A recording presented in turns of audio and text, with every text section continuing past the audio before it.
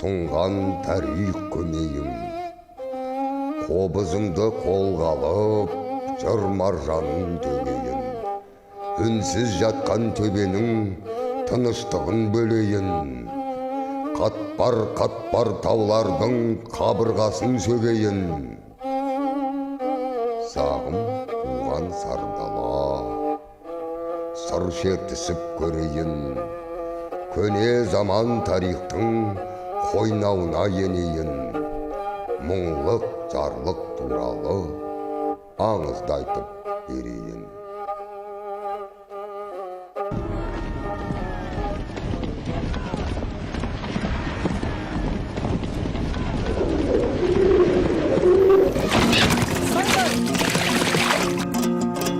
Atыңдар! Әлекей, атыңдар, ат! Atыңдар!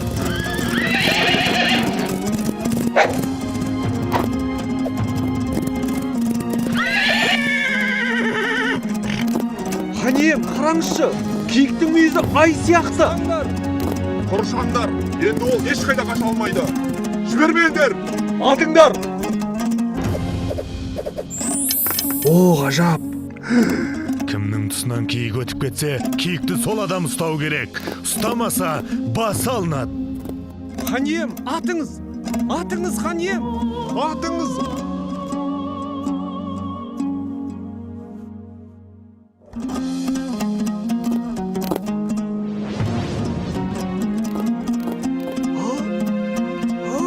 Енді не болар екен?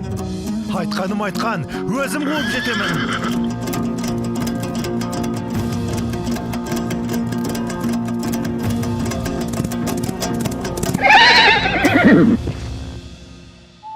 Тұрыңыз, басыңызды көтеріңіз. Сен кімсің? Осы маңда тұратын балықшыңның қызымын. Атың кім? Ханшайым.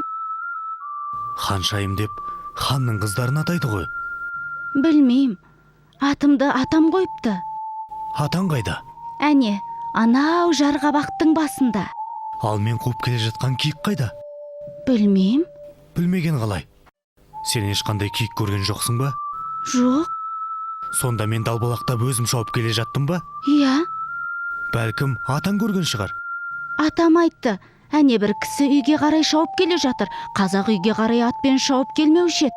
Алдынан шықшы деді. Онда атаңнан сұрап көрейін. Оргектің басынан қарғып өтуі, басыңа бақтың қонғаны, осында жетіп жоқ боп кетуі, бақытыңды осы жерден ізде дегені. Бұл жерден қандай бақыт іздеуге болады? Сіз қайғыңызды сейілту үшін серуенге жиі шығасыз. Ол қайғы балаңыздың жоқтығы. Оны сен қайдан білесің? Оргейк айтты. Қайдағы Оргейк? Әлгі сіз қуып келген Оргейк. Оны сен көрмедім деп едің ғой. Түсімде көргем.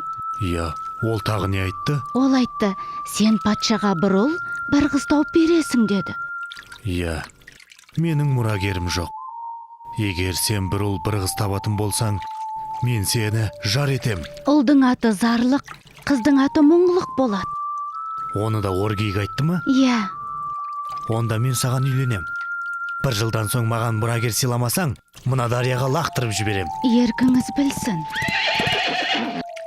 Ханем, амансыз ба? Мына адамдар қайдан шықты? Құлап жатқан жерімнен мына қыз құтқарып қалды. Мен осы қызға үйленем. Ол маған 9 айдан соң бір ұл бір қыз тауып берем деп уәде етті. Ханем, бұл қыз құдай емес қой. Бұл сиқыр. Бас уәзір, тойғамна кіріс.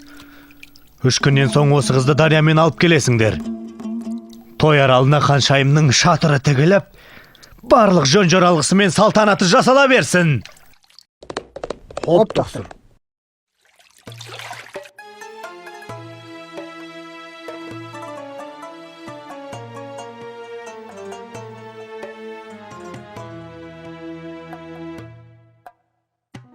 Хан иеміз бәрімізді қорлап тағы бір әйел алмақшы. Алпысымыз бірдей бедеу емес шығармыз. Хан кінәні өзінен іздемей ме? Ол қыз перінің қызы дейді. Хан иеміздің басын айналдырып сиқырлап тастаған дейді. Егерде ол қыз шынымен бір ұл бір қыз туар болса, онда хан бізді біржолата ұмытады. Бәріміз сол ханшайымның күңіне айналамыз. Масқарай. Менде мынадай амал бар.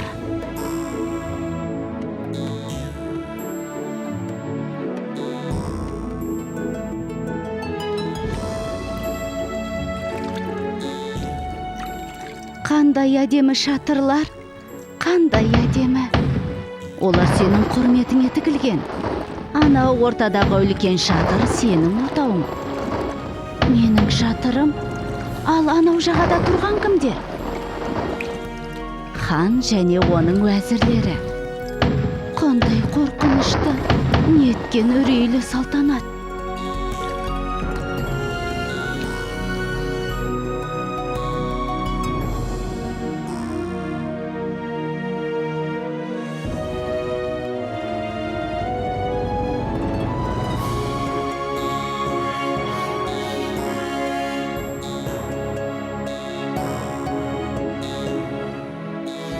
Алпыс әйел ханшайымның қолынан сүйіп шықсан.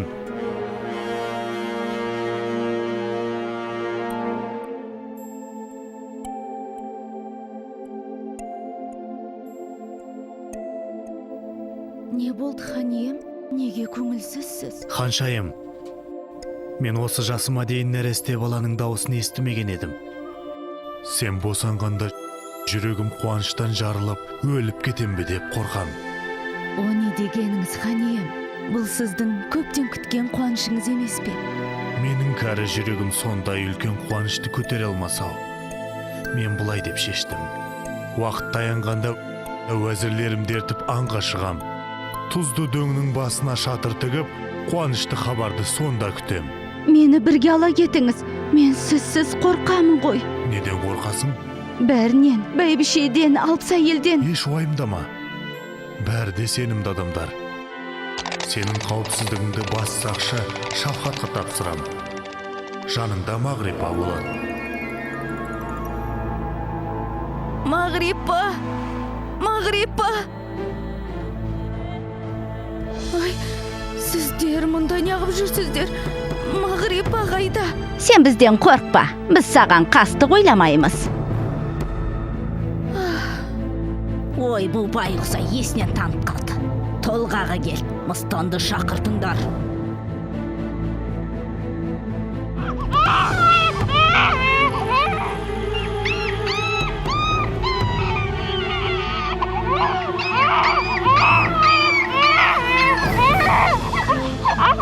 Ал мыстан шешей, енді мыналарды тез дарияға лақтырып жібер. Қайтып келген соң тағы бір дорба алтын аласың. Ай, адамдар-ай, керек кезінде мыстан шешей деп қалады. Балаларың қасыңда жатыр. Бейбақ екі күшік тудың, сен масқара. Күшіктерің қыңсылап жатыр ғой, емізбейсің бе? Мен баланың жылаған даусын естігем. Сендер қастандық қылдыңдар. Күшік туды, масқара, күшік туды.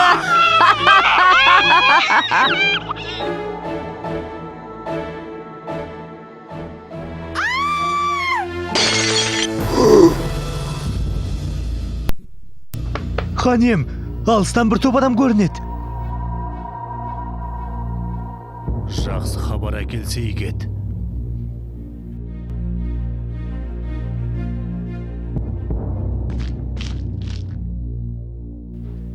Неге үндемейсіңдер? Шафқат! Ханем, ханшайым екі баланың орнына екі күшік туды. Жұртқа қарайтын бет қалмады, хан ием. Күшігі несі? Не естіп тұрмын, Құдай-ау? Сиқыр екен ғой бәрі. Жазасын өзіңіз айтыңыз. Сиқыр. Олайдар, сен патшаға бір ұл, бір қыз тауып бересің деді. Ұлдың аты зарлық, қыздың аты мұңлық болады. Күшіктер. Жазасын сендер айтыңдар. Өлім. Өлім. Өлім. Олай болса, ханшайымды екі күшігімен жолбарыс пен жыртқышаңдар мекендейтін қайтпас аралына апарып тастаңдар.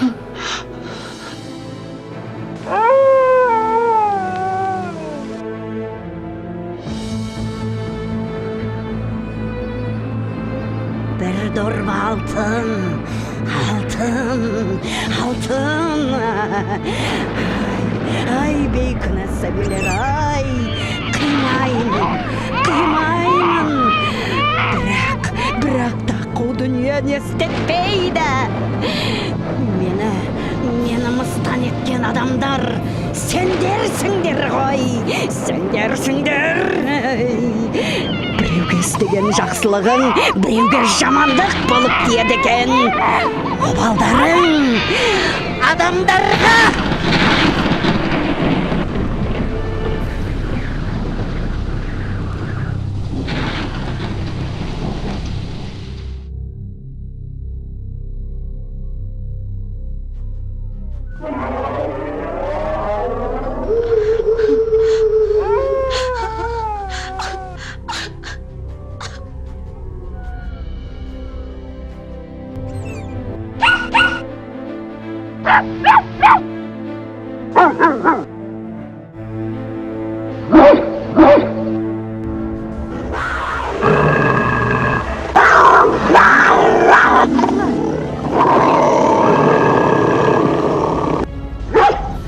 Ей, арланым ай, мені қорғаймын деп талай жараландың ау.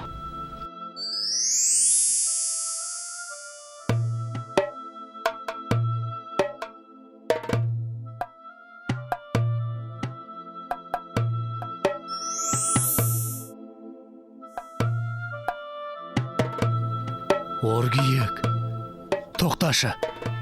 Айтшы, сен неге мен алдадың? Оргиек! Оргиек, қайдасың?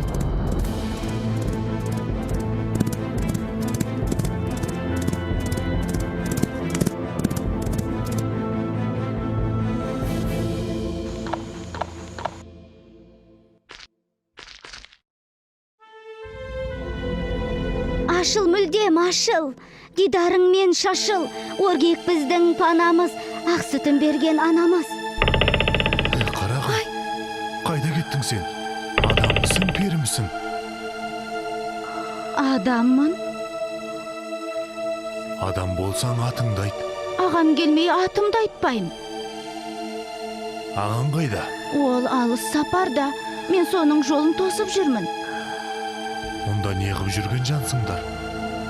Анадан туып едік, бір ұл бір қыз. Бейне бір қатар туған екі жұлдыз. Алып сөйге анамыз дұшпандықтан. Бізге жәбір қылыпты, кіл қара жүз. Анамыздың мезгілі жеткен екен. Әкеміз алыс сапар кеткен екен. Алпыс қатын тілімен суға тастап, мыстан кемпір дұшпандық еткен екен.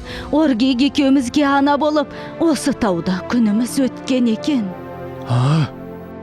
Менің атым Шаншархан. Мен сенің әкеңмін. Есігіңді аш. Мен саған сенбейм. Ағам келмей есікті аша алмайым. Ағаңның аты кім? Айтпайым. Онда мен айтайын. Ағаңның аты Зарлық, ал сенің атың мұңлық емес пе? Анаңның аты Ханшайым. Бәрібір сенбейм. О, қасиетті аймезді Оргиек. 15 жыл бұрын Ханшайымға жолықтырып ең. Енді балаларым алып келдім. Енді оларды құшағыма алып аймаласам, өлсем де арманым жоқ. Тоқта, қимылдама. Менің жоқ екенімді біліп, қарындасымды ұрлағалы келген адамсың ғой. Айт шыныңды, бұл жерде не қып жүрсің? Мен осында Оргиек алып келді. Оргиек біздің панамыз, ақ сүтін берген анамыз. Сен Зарлықсың ғой. Мен сендердің әкелеріңмін. Мені аналарыңмен табыстырғанда осы Оргиек еді. Енді сендерді тауып берді. Әкем болсаң, осы уақытқа дейін қайда жүрдің? Алыс сапарда жүргенде қара ниет дұшпандар екеуіңнің орныңа екі күшік салып, сендерді суға лақтырып жіберіпті. Келші балам, маңдайымнан бір иіскейін. Әке! Құлындарым менің. Әкетай.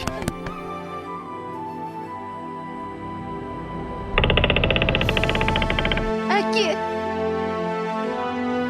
Құлыншақтарым менің. Құлындарым менің.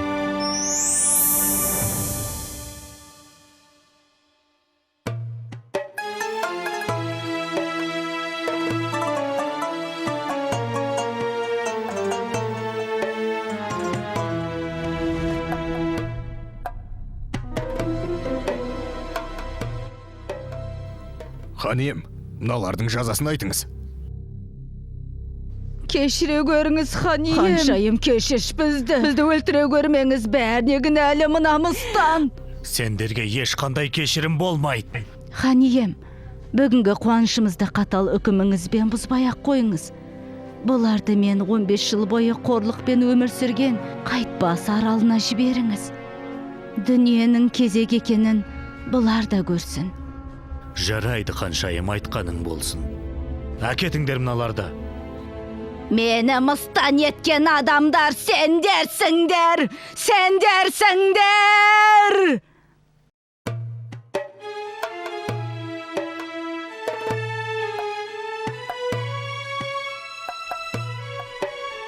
Аңыз әлде ертегі осылай сыр шертеді.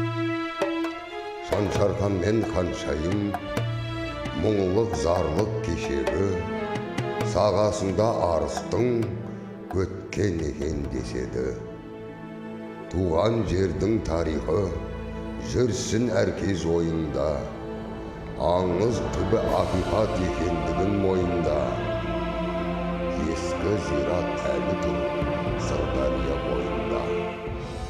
Ақ пен қара күресі бітпейтіні жайында сабақ алып жас ұрпақ ақылға сап пайында.